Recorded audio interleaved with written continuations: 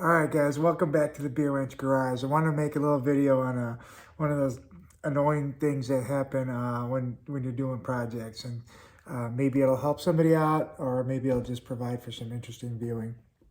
This crank pulley is bolted onto the crank sprocket via these little M8 by 1.25 bolts. Well, there's a torque spec, and I can't remember what it is right now, but I just went ahead and hit it with ugga-duggas, and ended up with one broken off.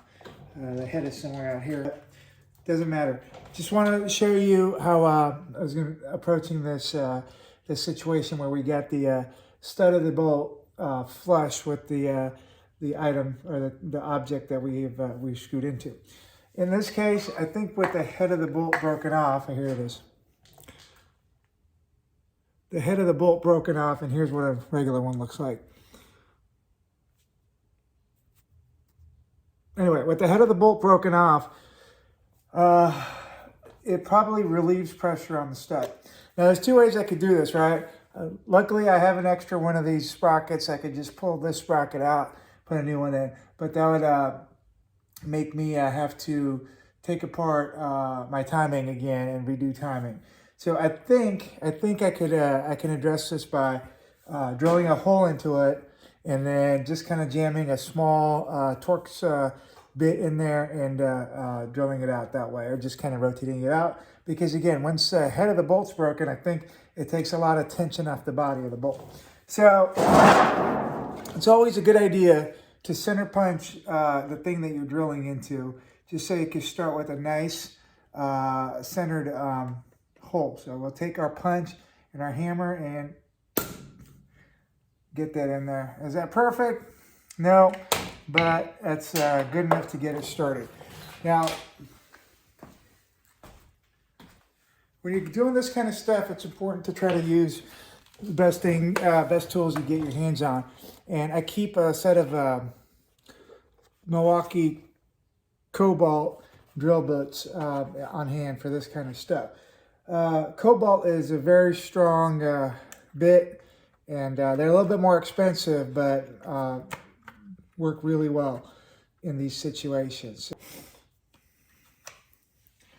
And I want to start off with a smaller one at first, like a 3/32 or even a 5/64. Get a nice even hole going.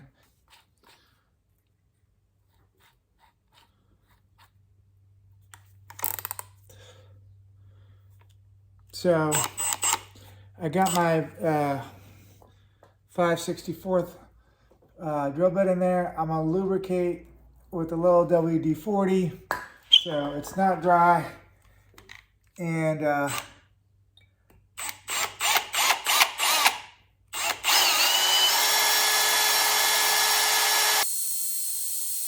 that's interesting.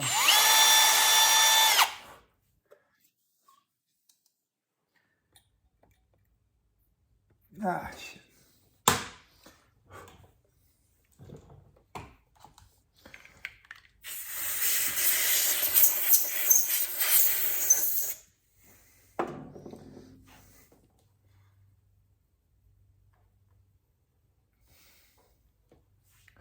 Okay, let's see how far that goes in.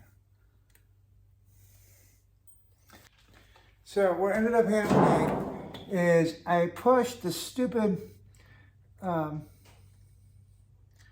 body of the bolt further back in. I didn't want to do that necessarily, but we can still make that work.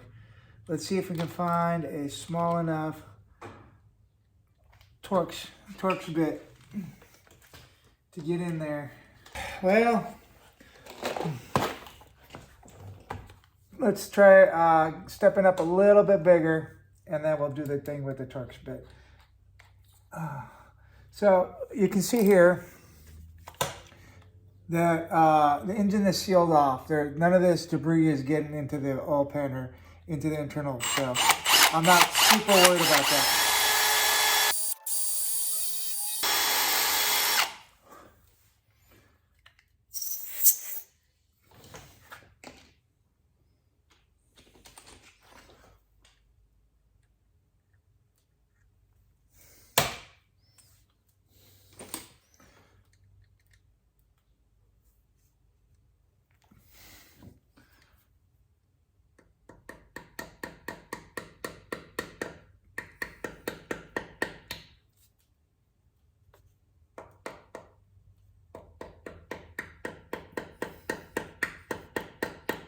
All right, so I made a little hole in there.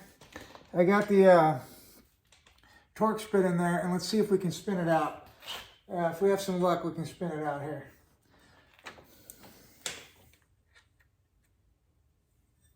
Yep.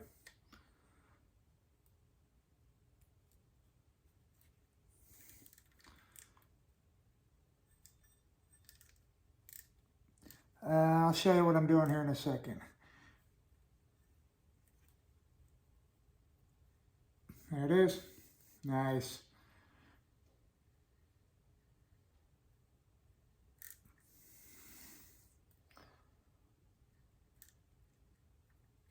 All right.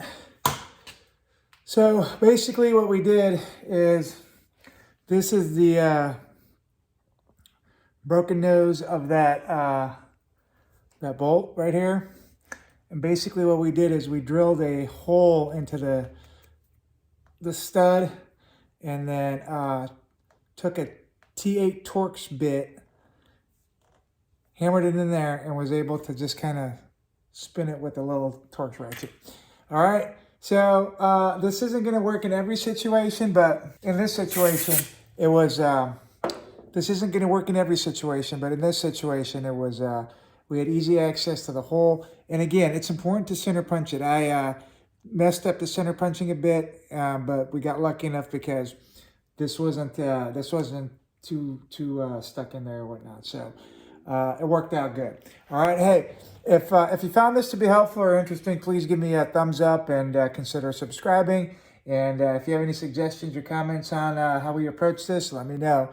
Thank you guys. Appreciate it.